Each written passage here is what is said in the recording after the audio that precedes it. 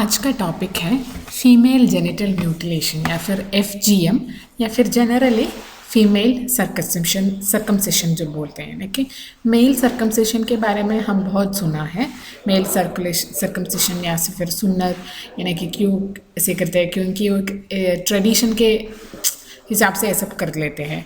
तो फिर उसमें फीमेल सर्कमसिशन भी ज़्यादातर हो जाते हैं, पर वो मोस्ट प्रिमिटिव और फिर एक कम्युनिटी के बीच में ही ये रह जाते हैं। उनका अपना अपना रीजंस होते हैं ये करने में, बारे में ही आज बोल रहे हैं। यानी कि फ़ीमेल जेनिटल म्यूटिलेशन का इतना लाइमलाइट में क्यों आ गया था कि अफ्रीकन कंट्रीज़ में अभी भी लड़कियों को ऐसे कर लेते हैं, और it is done in the most aseptic ways से जो करते हैं, तो बाद में वो लड़की की जीवन तक अंत कर सकते हैं, मर भी जाते हैं। तो फिर ऐसे इशू में ही अफ्रीकन कंट्रीज़ के बीच में, कम्युनिटी के बीच में जो कैंपेनिंग वगैरह किया था अगेंस्ट द फीमेल सर्कमसिशन।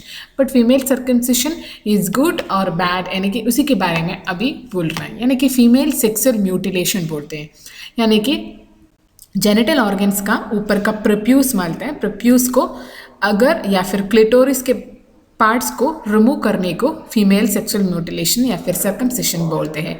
यानी कि क्लिटोरिस पार्शियली या फिर टोटली एम्प्यूट करना, साथ में साथ लेबिया माइनर एरिया को भी स्क्रैप करने को जनरली ये होता है। और फिर इनका कई वेराइटीज़ हैं, जिसमें क्लिटोरिस को दे देते हैं या फिर पूरा जेनिटल ऑर्गन्स को स्क्रैप करते हैं, लेकिन different types according to the operation method. फिर excision of any part of genitalia with narrowing of vulval introitus, यानी कि वल्वल इंट्रोइटिस को बहुत नैरो करके बाकी एरियाज को स्टिच करते हैं, ये सारी को ये बोलते हैं। मोस्टली 10 ईयर्स के अंदर के लोगों को भी ये करते हैं, बट ऑल एज ग्रुप्स में, यानी कि कोई भी एज ग्रुप हो, या स्मॉल एडल्ट हो या फिर बिग एडल्ट हो या फिर प्रेग्नेंट वुमन, कोई को भी कर सकता है। इन ऑल एज ग्रुप्स में मोस्टली सब सहारन अफ्रीका और फिर अरेबियन पेनिनसुला के बीच में ही ये कर लेते हैं। क्रिश्चियंस में, मुस्लिम्स में, जूस में और एथिस्ट लोगों में भी ज़्यादातर करते हैं, क्योंकि it is having a traditional background and also community believes like if you do it will be good for the society like that. और फिर इंडिया जो में प्रिवेलेंट है, पर कहीं कहीं एरिया में ही, यानी कि क्लोज निट कम्युनिटी के बीच में ही इंडिया में ज़्यादातर होते हैं। ये जो करते हैं मोस्ट सीक्रेटिवली करते हैं, यानी कि बिना हॉस्पिटल जाके, यानी कि नहीं, कुछ ट्रेडिशनल सेलिब्रेशंस के टाइम में ही मोस्टली सीक्रेटिवली कर लेता है। 5 to 6 years ओल्ड, यानी कि उसको काटना भी बोलते हैं। कम्युनिटी बिलीव्स दैट, यानी कि क्लिटोरल हेड जो है वो अनवांटेड स्किन है, उसको निकाल लेना चाहिए। और फिर क्लिटोरिस का ऊपर का पोजीशन सेक्सुअल प्लेजर के एक्सट्रीम हो जाते हैं, इसलिए अगर वो रिमूव नहीं किया तो वो सिन, कोई भी पाप करने का मैटर हो जाते हैं, इसलिए पहले इसको रिमूव करना है। यानी कि that will make the woman stray out of the marriage, यानी कि अपनी एक पार्टनर से दूसरे एक पार्टनर से अपना रिलेशन नहीं रखे, ऐसे भी सोच के भी कभी कभी कम्युनिटी में ये कर लेता है, क्या, ताकि उनका सेक्सुअल प्लेजर कम हो जाए। और फिर ये ट्रेडिशन यानी कि सेक्सुअल ड्राइव को कम करने में, उसको कंट्रोल में रखने के लिए ये कर लेते हैं।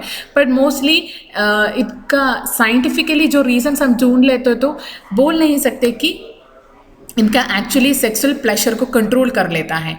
ऐसा भी यानी कि साइंटिफिक रीजंस, साइंटिफिक मेथड्स बहुत कम है इसके बारे में जो बोल देते हैं, पर मोस्टली अफ्रीकन गर्ल्स के बीच में जो करते हैं, it actually exerts their sexual control, ऐसे भी मान लेते हैं। इसलिए अफ्रीकन गर्ल्स को मोस्ट हॉट, सेक्सी वगैरह भी बोलते हैं।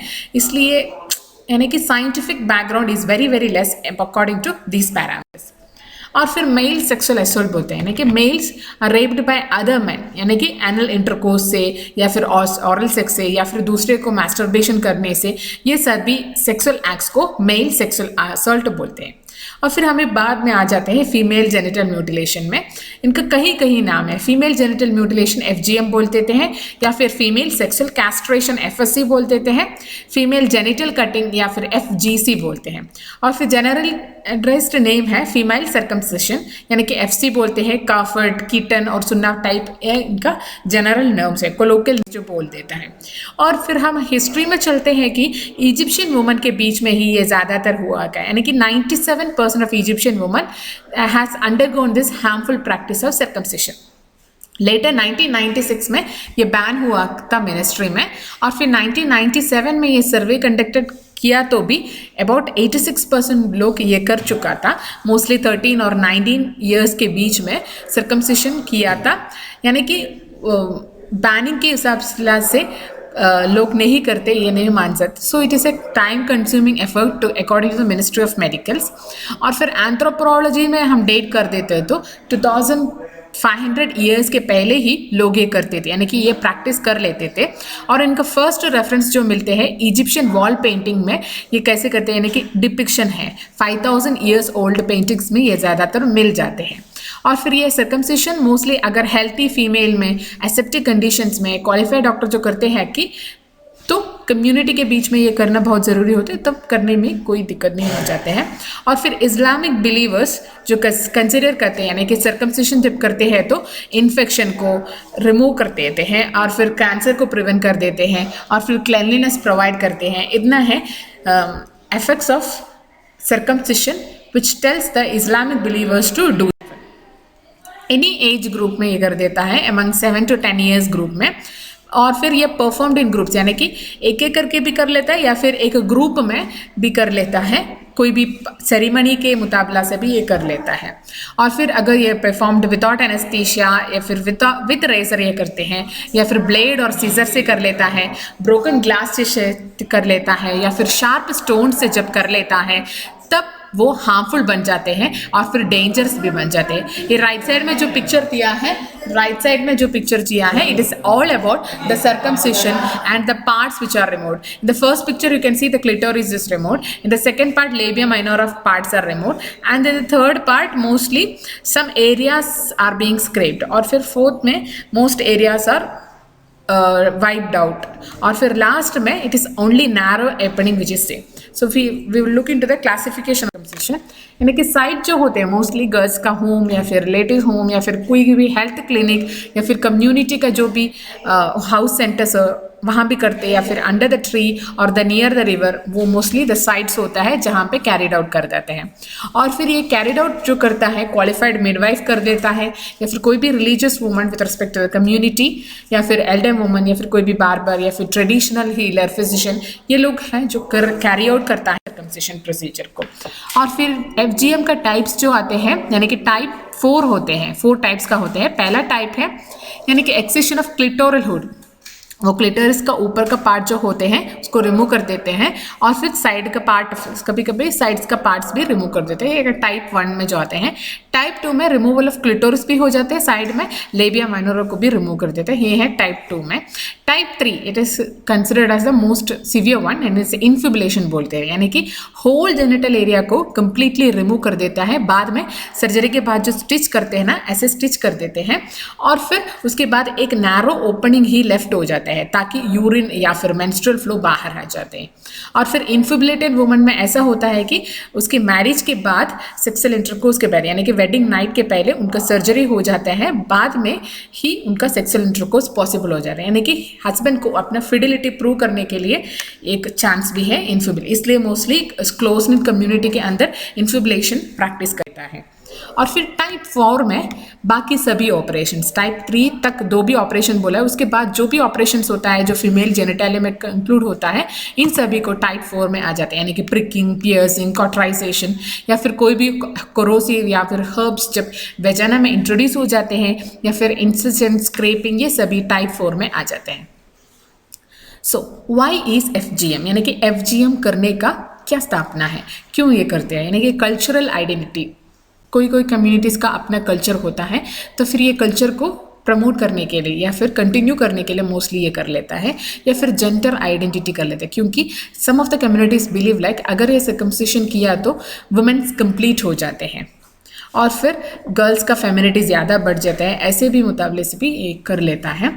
और फिर वुमेन्स सेक्सुअल डिज़ायर या फिर रिप्रोडक्टिव फंक्शंस को ज़्यादा बढ़ाता है, क्योंकि कुछ कम्युनिटीज़ में ऐसा है कि अगर सर्कमसिशन नहीं हुआ तो उनका मोस्टली इनफर्टिलिटी हो जाते हैं, इसलिए with respect to the fertility aspect also they continue this kind of things.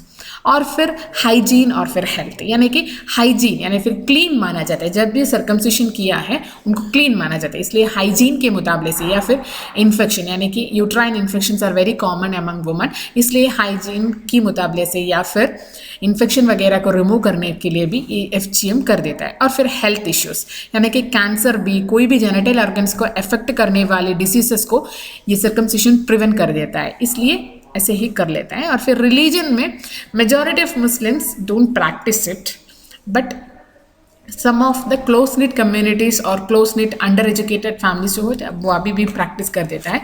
और Christian missionaries have completely discouraged this practice.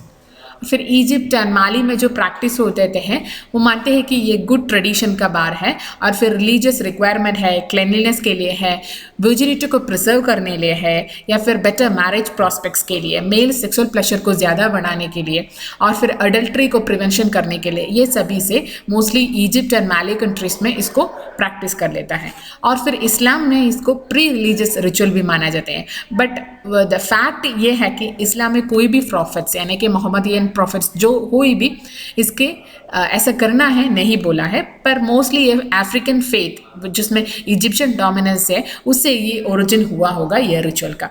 पर एक रेफरेंस है यानी कि प्रॉफिट बोलते हैं कि जो एक वुमन को मिला था कि जो ये सर्कमसिशन कर देते उसको उससे अपना बात हुआ, तो प्रॉफिट मोहम्मद ने बोला था कि अब जो भी कर लेगा तो सर्कमसिशन जो भी कर लेता है it should be done only in the superficial matters. So ऐसे प्रॉफिट मोहम्मद बोला है, इसलिए शायद इस्लाम लोग अभी भी इसको प्रैक्टिस कर रहा होगा। और फिर दूसरा है हुड ऑफ क्लिटोरिस, यानी कि क्लिटोरिस का मोस्ट इडन पार्ट यानी कि अपर का एंड को रिमूव कर देते हैं, उसको कॉक्स कॉम भी बोलते हैं, यानी कि कॉक हमारे हैंड का रूस्टर का है ना, रूस्टर का वो फ्लावर है ना, उसका एंड पार्ट को रिमूव कर देते, इसको भी सर्कमसिशन बोलते हैं, यानी कि स्मॉल पीस ऑफ स्किन या फिर रूस्टर हेड का जो रिमूव कर देता है इसको सर्कमसिशन को कोरिलेट किया है। और FGM का फिजियोलॉजिकल इफेक्ट होता है, फिजिकल इफेक्ट भी होता है, साइकोलॉजिकल इफेक्ट भी होता है, और इनका सेक्सुअलिटी का असर भी हो जाता है, इसलिए इट शुड बी प्रैक्टिस्ड और not, it depends upon the community matters. और फिर मेडिकल रीजन शायद मेडिकली ये कंटिन्यू करना है, mainly for female cosmetic plastic surgery में ये कर लेता है, या फिर ट्रांससेक्सुअल सर्जरी में अगर मेल को फीमेल बनना है, फीमेल को मेल बनना है, ऐसे मेडिकल रीजन में भी ये कर लेते हैं। Other than we come to the conclusion, यानी कि इवन तो बैंड हो गए हैं पर most of the Egyptians still now do this procedure. और फिर ट्रेडिशनल कल्चर में ये बहुत इंपॉर्टेंट है, ये कम्युनिटी ही डिसाइड कर लेता है, अगर एसेप्टिक मेजर्स में क्वालिफाइड पर्सन कर लेता है तो इसके कोई भी प्रॉब्लम नहीं हो जाते।